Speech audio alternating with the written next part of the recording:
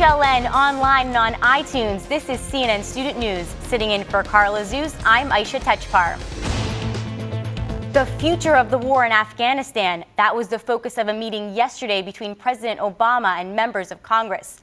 Republican leaders urged the president to act quickly as he considers whether to send more troops to the region.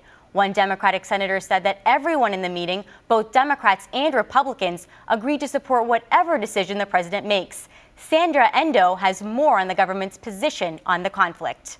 A crystal clear message from Defense Secretary Robert Gates. We are not leaving Afghanistan. And he noted Taliban insurgents are showing their strength. Our inability and the inability, frankly, of our allies to put enough troops into Afghanistan, the Taliban do have the momentum right now. But President Barack Obama is still trying to determine the best course of action in Afghanistan as the U.S. approaches the 8th year anniversary of the invasion. The president met privately with Secretary Gates yesterday, the bipartisan meeting with top congressional leaders who would have to sign off on any increases in funding for the troops. The top U.S. commander in Afghanistan, General Stanley McChrystal, has indicated tens of thousands more troops are needed to battle the Taliban. It's one proposal top cabinet members say the president is still considering. We're going to come up with what we think is the best approach, but the goal remains the same. While the president mulls over strategy with his national security team, U.S. military officials say it's not helpful for that decision-making process to be played out in public. It's important for the military leadership of the country to provide their well-thought-out and clear military advice, under which falls the health of the force, directly to the president, and to do it privately. Meanwhile, North Korea says it's willing to rejoin negotiations about its nuclear program. It walked away from talks back in April when the United Nations spoke out against the country's nuclear tests.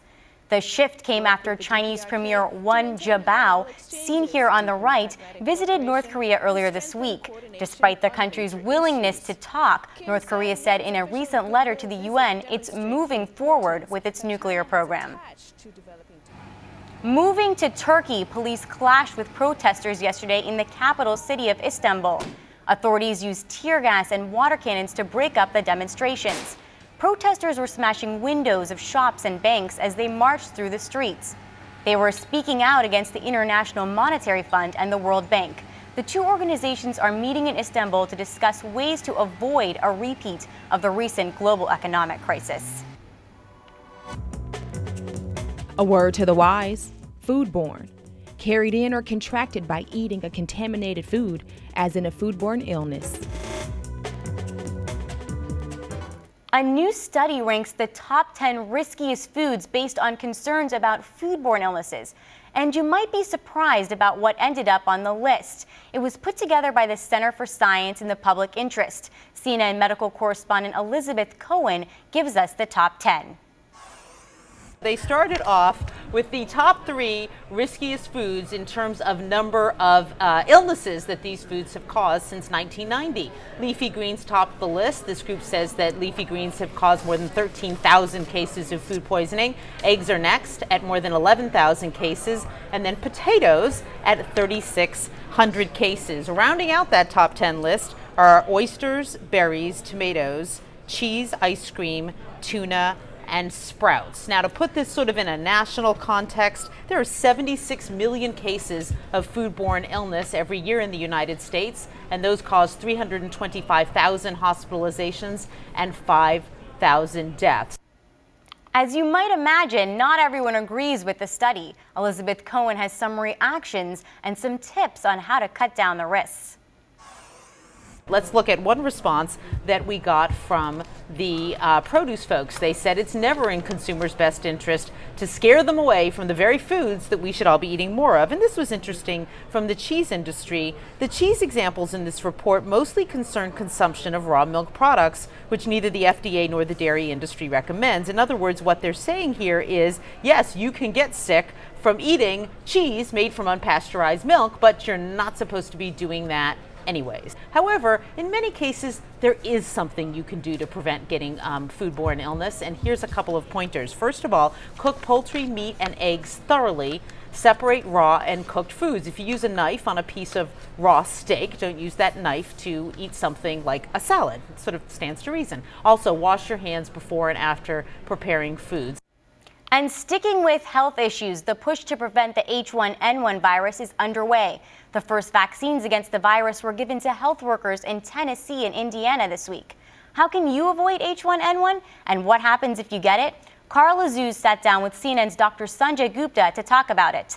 That interview's coming up later this week. In the meantime, test your H1N1 knowledge with an interactive quiz at cnnstudentnews.com. Today's shout-out goes out to Mr. Jerdigan's 8th grade World Affairs class at Lee Scott Academy in Auburn, Alabama. Which of these agencies is focused on the global protection of children's rights? Is it UNICEF, FEMA, MSF, or WTO? You've got 3 seconds. Go!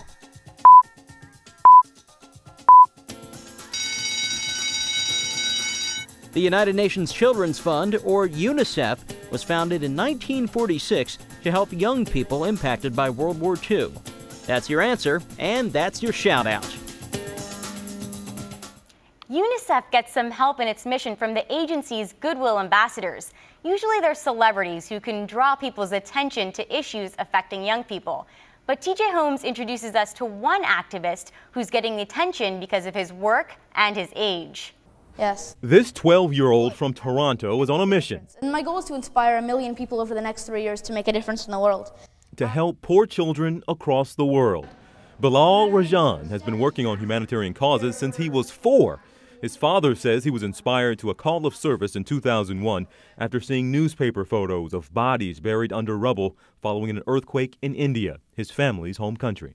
And so we said, okay, what would you want to do? And he was eating a clementine at that time. And he said, okay, I'm going to go sell these. We had a box of clementines in the fridge, and we took those out. And, he started making a poster and help, please help, and away he went. In April, he went barefoot for International Volunteer Week to raise awareness of the millions of children living without shoes worldwide. It's as long as there are problems in the world, whether it be through poverty, through children's rights, a lack of education, and really any crisis facing the world, I'd be glad to help.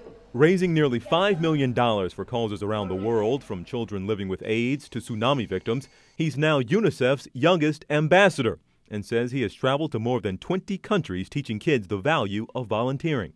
When they see somebody their own age who's already engaged, already making difference, I think it really poses a question in a youngster, 11-year-old, a 12-year-old, saying, wow, I can do something too. In his book, Making Change, Tips from an Underage Overachiever, Bilal outlines ways for children to become activists, spreading the message of equality and fairness.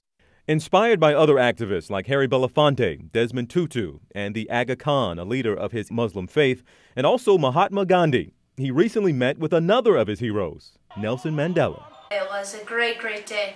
It started off with a bang, and I was able to meet Nelson Mandela. He was an amazing man. We really had a lengthy discussion, about half an hour, about really the world itself, what inspires him, what keeps him going, and really how I can be a better philanthropist. Bilal's belief that young people can become the great leaders of tomorrow pushes him to help others. His goal is to encourage children to find their passion and take action. And although he spends a lot of time traveling the globe and tackling serious issues, he still makes time to just be a kid. I do hang out. I really do other things that 12-year-olds do. Just the difference between me and others really is and has been that I take action. When do we take action? Now! As one person, I know I can make a difference, but as a group of people, we can definitely change the world. Before we go, football fans can find interesting ways to show their support, but this might be taking it a bit far. Anyone who stopped by this Pooch playground in Minnesota on Monday was asked if they were pulling for the Packers or the Vikings in that night's game, and then their pup was dressed accordingly. Luckily, the Rover rivalry didn't cause any canine chaos. Some people might think forcing your dog to be a fan is cute, but for others it's just unsportsmanlike conduct. Well, if you thought no Carl meant no pun, you were barking up the wrong tree. For CNN Student News, I'm Aisha Techpar.